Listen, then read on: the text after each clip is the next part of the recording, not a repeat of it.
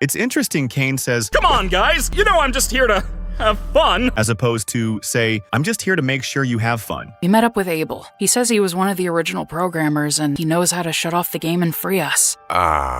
Who? I just realized that as Gangle and Zooble mentions Kinger about Abel, Kinger has no idea who they're talking about and he's still in his pillow fort. Massive foreshadow that it was all just an adventure Kane made up. Even despite Jax being unstable, if out of the 2 buttons he slammed the red one, his life before the circus must have been hell. Given his reaction to Zooble's question about someone waiting for him outside. What's the rush? You got someone waiting for you outside?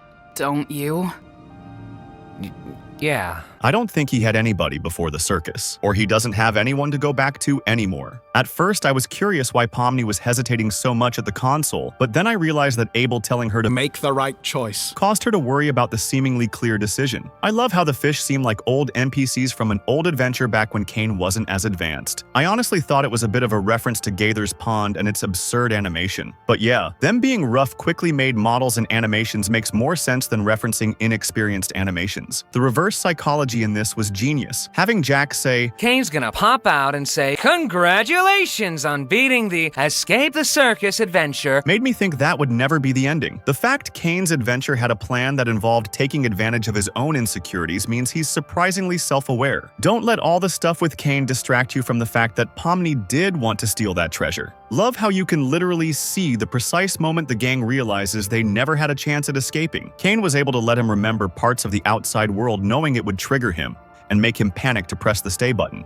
Then, immediately, flashing the bright light to have Kinger forget. Jax was laughing but immediately gets upset understanding that he was triggered on purpose. Kane pushes people to abstract to make them want to stay. We see that abstractions are calming and relaxing, an acid trip you don't want to leave, mess up their minds enough and abstractions safe fail, so Kane can keep people in a state of peace and shock instead of letting them out. If you make them stay and forget their names, they can't leave. Scratch's abstraction must have been horrific, considering the fact that Kinger remembered it while in front of a bright light. The fish guys at the start were foreshadowing the rest of the episode.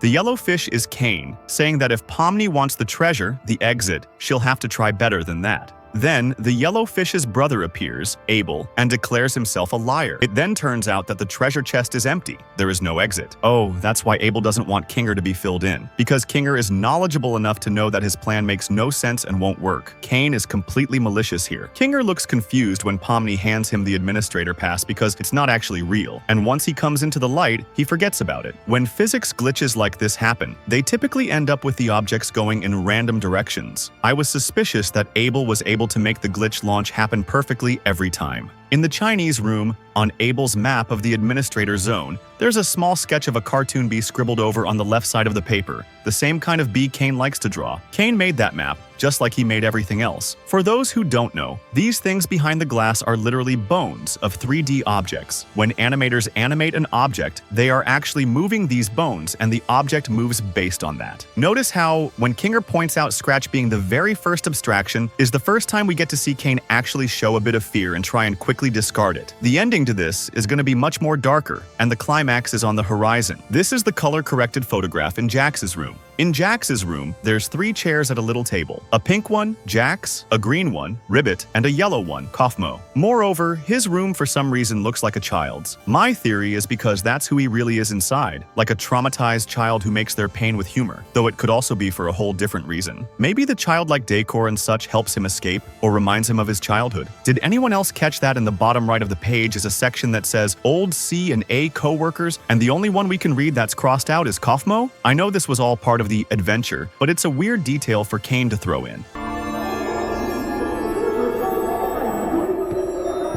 Hey, you alright? I'm great.